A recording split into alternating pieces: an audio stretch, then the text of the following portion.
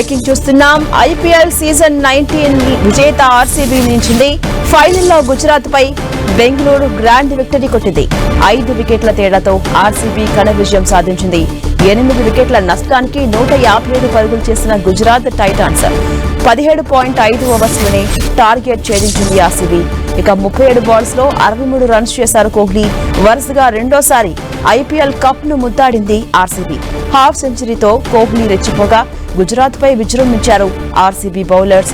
3 కీలక వికెట్లు తీశారు రసిక్ సలాందార్. ఇక చెరో 2 వికెట్లు తీశారు భువనేశ్వర్, హ్యాజిల్వుడ్. హాఫ్ సెంచరీ చేసిన వాషింగ్టన్ సుందర్. ఈ నేపథ్యంలో ఎట్టకేలకు ఫైనల్ మ్యాచ్ విజేత ఆర్సీబీగా ఉంది.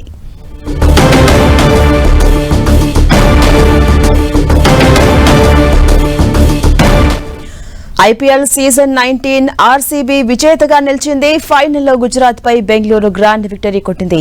5 వికెట్ల తేడాతో ఆర్సీబీ ఘన విజయం సాధించింది.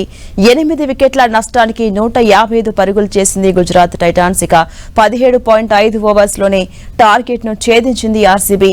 37 బాల్స్ లో 63 రన్స్ చేశారు కోహ్లీ. అటు వరుసగా రెండోసారి ఐపీఎల్ కప్ ను ఆర్సీబీ ముద్దాడింది.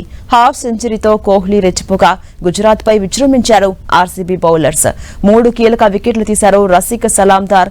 ఇక చెరో 2 వికెట్లు తీశారు భువనేశ్వర్, హ్యాజిల్వుడ్. హాఫ్ సెంచరీ చేశారు వాషింగ్టన్ సుందర్.